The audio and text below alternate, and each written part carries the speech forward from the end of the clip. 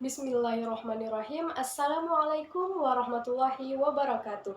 Halo semuanya, perkenalkan nama saya Leni Julpawati, biasa dipanggil Leni dari Prodi Pendidikan Guru Sekolah Dasar Fakultas Keguruan dan Ilmu Pendidikan Universitas Riau. Pada video kali ini saya akan mendongeng untuk memenuhi tugas mata kuliah keterampilan berbahasa Indonesia. Selamat menyaksikan, tonton sampai habis ya.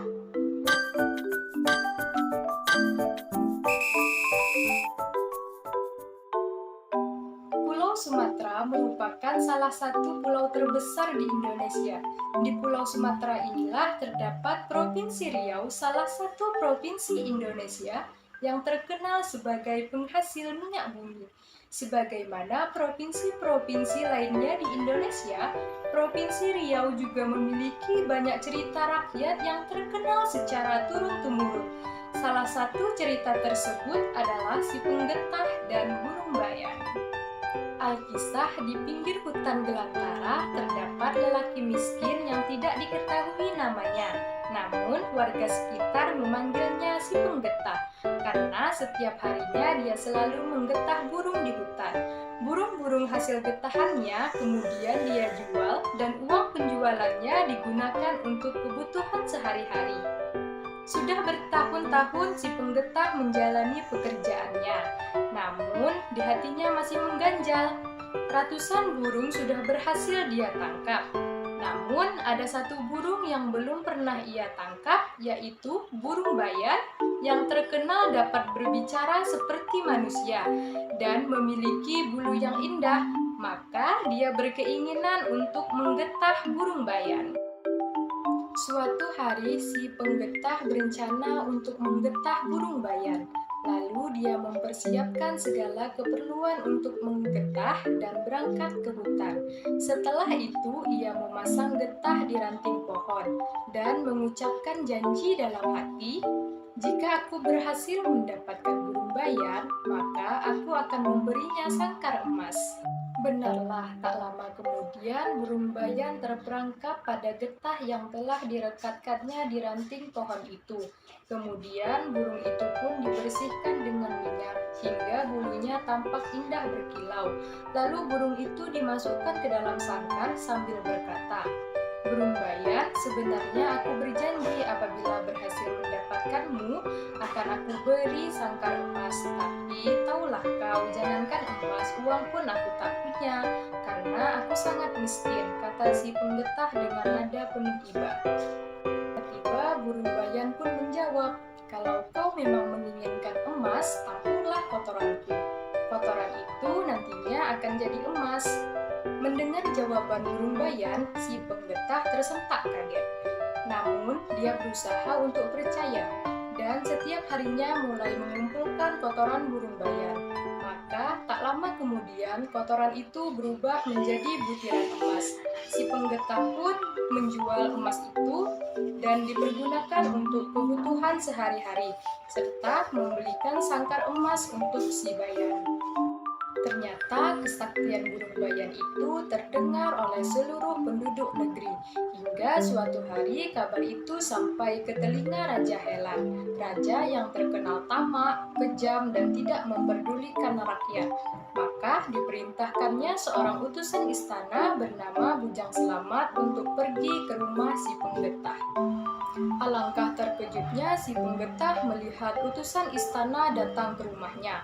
Lalu seorang utusan istana itu pun langsung menyampaikan maksud kedatangannya. "Wahai Penggetah, aku Bujang Selamat. Aku datang kemari hanya untuk menyampaikan perintah raja, bahwa Baginda Raja tahu Si Penggetah memiliki burung yang pandai berbicara, dan kotorannya bisa menjadi emas sehingga Baginda Raja ingin memilikinya. Kalau Si Penggetah setuju, maka Raja akan menggantikannya dengan uang ataupun barang yang diinginkannya. Namun, jika Si Penggetah menolaknya, maka Bujang Selamat pun akan mengambilnya secara paksa." Mendengar hal itu, Si Penggetah hanya terdiam. Dia berpikir bagaimana cara yang baik untuk menolak, karena Si Penggetah sudah tahu sifat Raja Helan yang terkenal tamak itu. Maka si penggetah menyuruh Bujang Selamat untuk menanyakannya langsung kepada si Bayan, apakah dia mau dibawa ke istana Raja Helan atau tidak. "Hai Bayan, engkau telah mendengar sendiri pembicaraan kami, maka maukah engkau dibawa ke istana Raja Helan?" kata Bujang Selamat. Burung Bayan pun menjawab, "Wahai Tuan, aku mau dibawa ke istana, asalkan Raja Helan mau memenuhi syaratku. Syaratnya, sebelum Raja Helan menjadi tuanku, Raja Helan harus mendengar ceritaku. Sebelum ceritaku selesai, aku tidak boleh berpindah tuan." Lalu, tanpa berpikir panjang, Bujang Selamat pun setuju dengan syarat yang diajukan. Setelah sepakat, mereka pun membawa Burung Bayan ke istana. Sampai di istana, Burung Bayan mulai bercerita di hadapan raja dan keluarga istana. Cerita-cerita yang dirangkainya sangat menarik, sehingga Raja Helan terpesona dan selalu meminta si Bayan untuk terus bercerita. Karena si Bayan ini adalah burung yang cerdik, maka untuk setiap cerita yang dimintai raja, dia selalu meminta syaratnya untuk dipenuhi. Untuk setiap cerita yang diberikannya, Raja Helan harus menggantinya dengan segantang atau setara dengan 4 kilogram emas murni, serta makanan juga minuman. Raja Helan pun tidak keberatan. Semua yang diminta si Bayan selalu dipenuhi saat itu juga. Lalu Burung Bayan pun memberikan emas, makanan, dan minuman tersebut kepada si penggetah untuk dibagikan ke seluruh rakyat. Sudah beberapa minggu berlalu, Burung Bayan sudah bercerita panjang lebar di hadapan Raja Helan dan keluarga istana. Si penggetah pun semakin banyak menerima emas, makanan pokok, dan minuman yang didapatkannya dari gudang istana. Sebagian dia simpan dan sebagian lainnya ia bagikan kepada rakyat yang miskin, karena ia merasa ini semua bukanlah haknya. Begitulah seterusnya setiap hari. Rakyat pun sangat berterima kasih atas kebaikan si penggetah, karena selama ini Raja Helan memang tidak pernah memerdulikan rakyatnya yang miskin. Selama ini Raja Helan menimbun kekayaannya untuk dinikmati sendiri bersama keluarganya.